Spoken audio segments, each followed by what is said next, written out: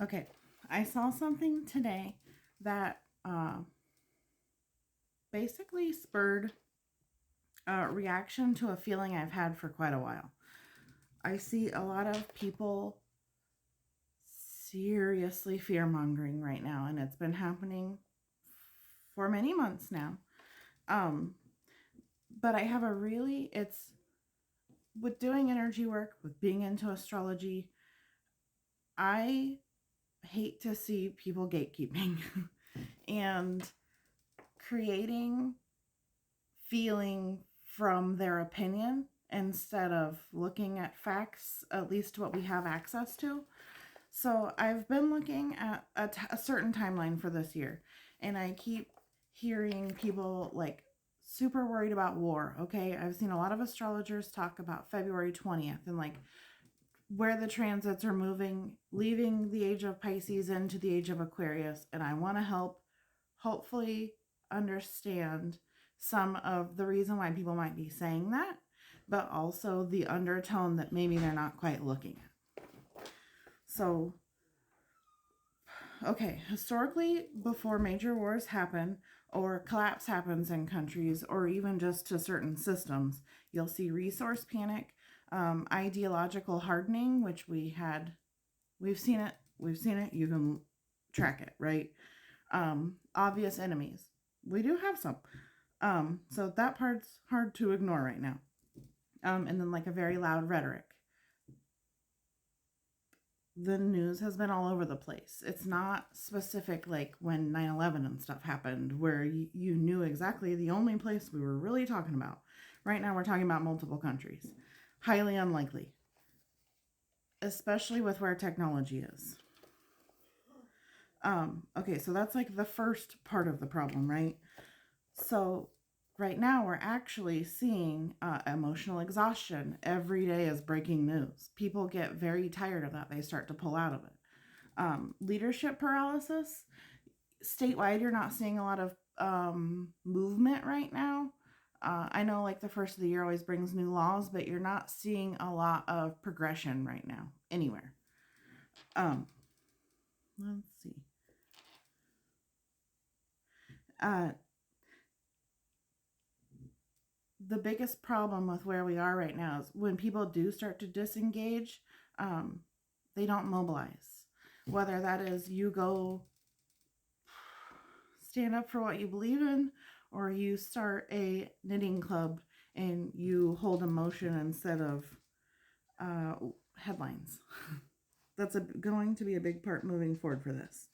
Um, Older civilizations required like physical conquest, geographical expansion, and visible rulers. We've discovered we see now like it's that part of it is done. So power can only move now psychologically, which you see propaganda everywhere in every direction in every country right now. Well, when you can see what's happening in other countries, it's power is very like narrative based. There is a specific motive, and it's not collective. And then consent driven. So that's why you'll see certain media outlets putting certain things up, and it goes both ways. That's the problem. But once belief breaks, the structure follows quietly. It's it's why you see religion go in and out of regions, not necessarily around here, but like other countries. We have seen it over history. It'll move, it'll phase, it'll blend. Um, so a couple things that I do want to touch for sure before I'm done.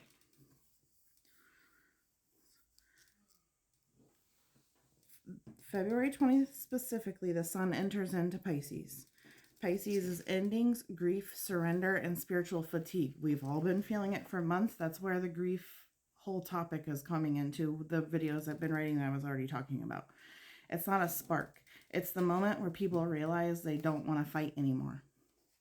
What happens then is avoidance, back channel communication, or you just completely quit communicating, strategic delays, and internal reassessments.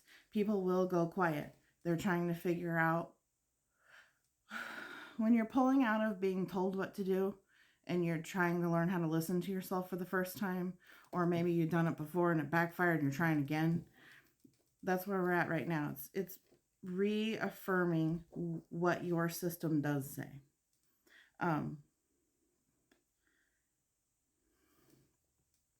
I don't personally feel change until late March, early April, and I think even that will be slow, quiet.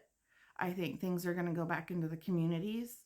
I think that that's how you restructure civilization and programs that maybe aren't actually doing what we've been told they do. There is a lot of fire driving all of this. We are in the fire horse year, February 17th or so. So it lines up also with the spring equinox, of course. So you'll see more also in preparation to even midterm policy shifts, leadership changes, and public reframing. You'll see more like symbolic acts and not as much violence. They're going to scream more, but you're not going to physically see that's what's happening. Two things I do want to touch on. If you have a Leo rising and or Aries midheaven, you are made for this time to calm during the chaos.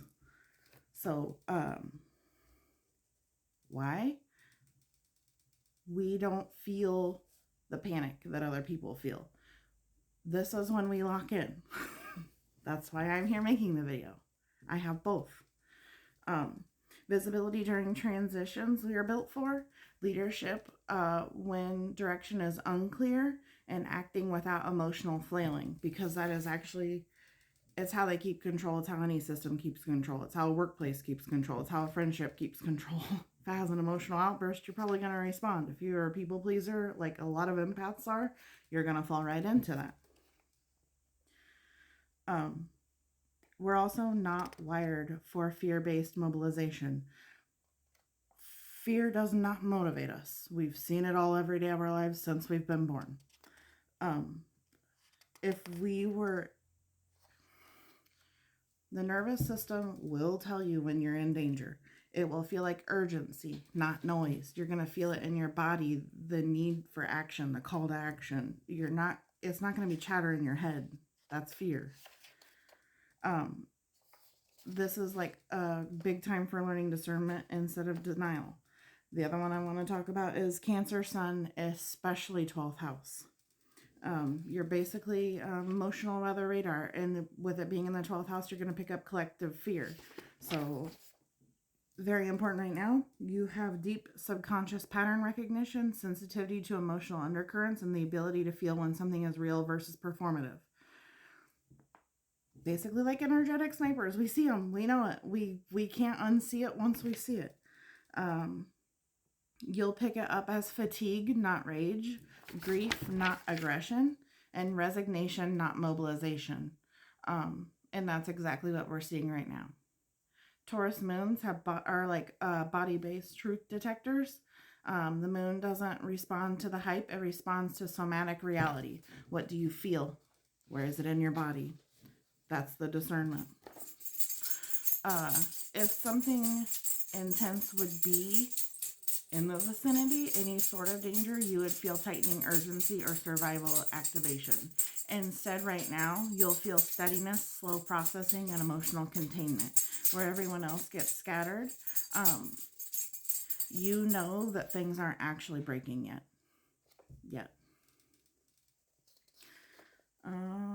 Let's see. Specifically Aries midheavens, because we have so much fire activating before we're done. Aries midheavens do not activate during chaos, panic, or mass reaction. So when you see other people freezing, leadership hesitating, or action needing to be clean or decisive, you'll know that I'm on the outside watching this, not inside of it. And that's what helps us be able to ground other people, cut through emotional misinformation, and model calm action. You may also feel detached from collective fear. That's okay. Take care of you.